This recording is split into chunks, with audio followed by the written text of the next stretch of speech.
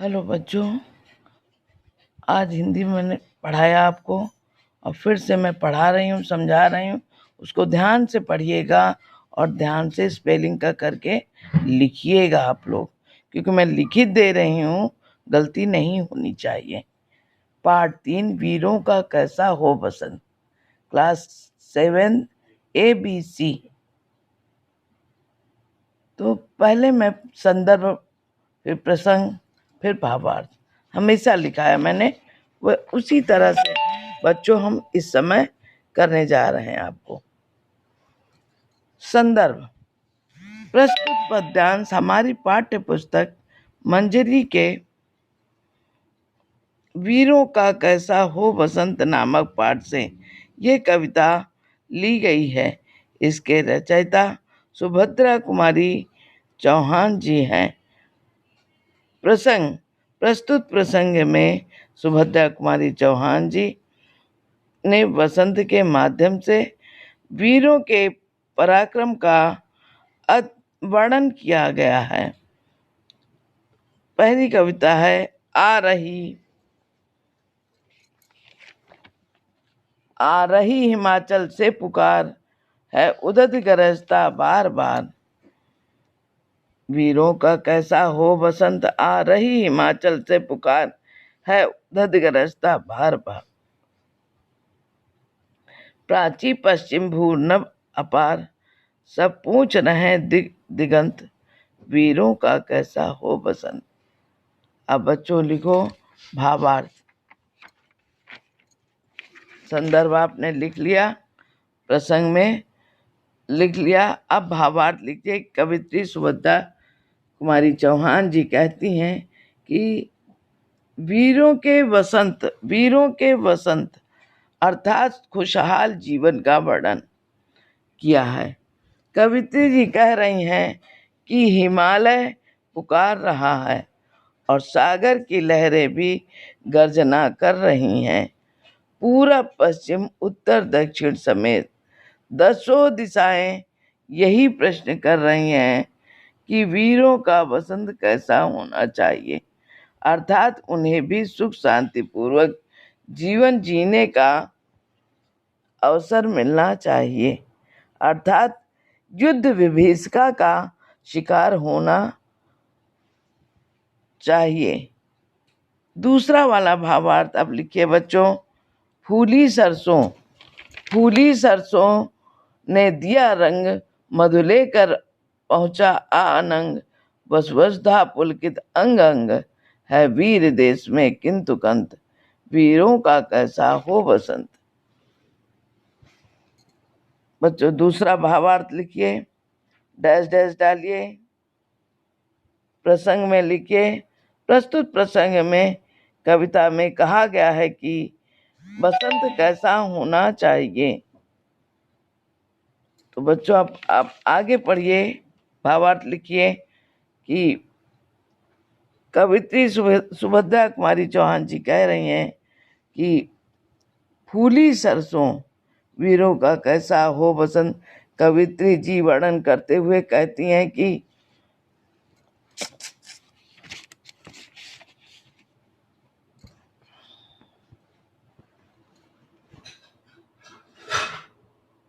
धरती पर अनेक प्रकार के फूलों से सुशोभित हो रही है।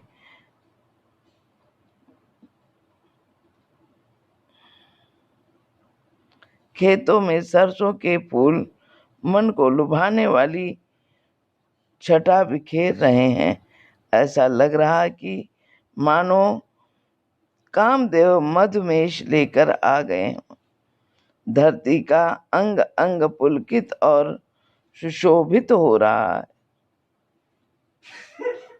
चारों तरफ उत्सव ही उत्सव दिखाई दे रहा है,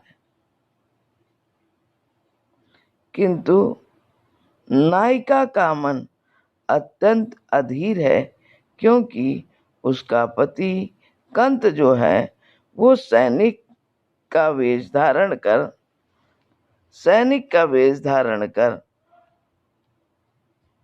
सीमा पर देश की रक्षा कर रहा है। क्या इसी प्रकार वीरों का वसंत होना चाहिए?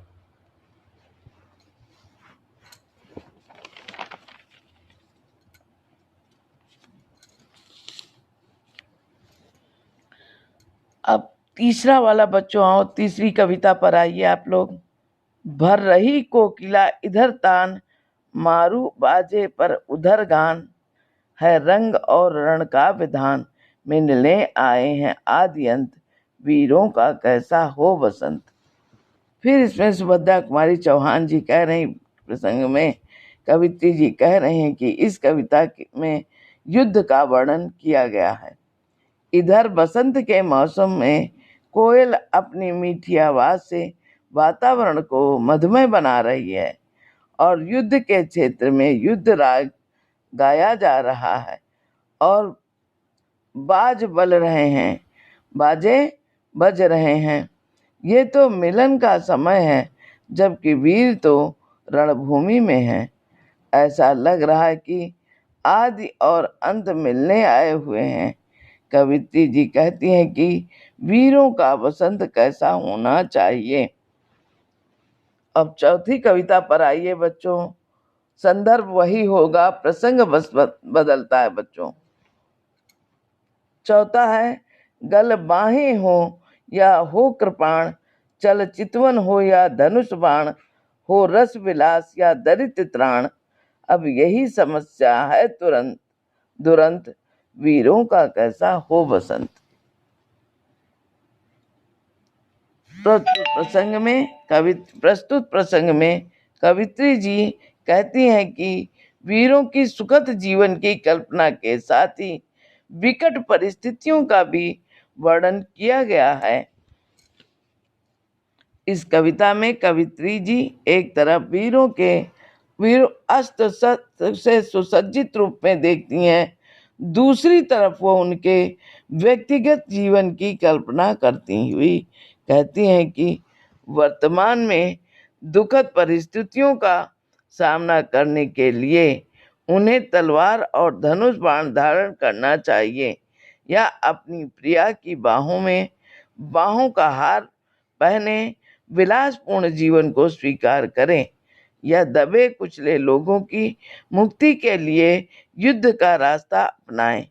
कवित्री जी प्रश्न करती हुई कहती हैं कि अशांत पूर्व वातावरण वीरों के जीवन में मधुमय अवसर कैसे लाया जा सकता है। बस बच्चों इतना ही है। कल हम 2 कविता का भावार्थ और क्वेश्चन आंसर कराएंगे। फिलहाल आप लोग शब्दार्थ याद करके लिख लीजिएगा और कविता याद कर लीजिएगा। कविता याद करके लिखना है आपको।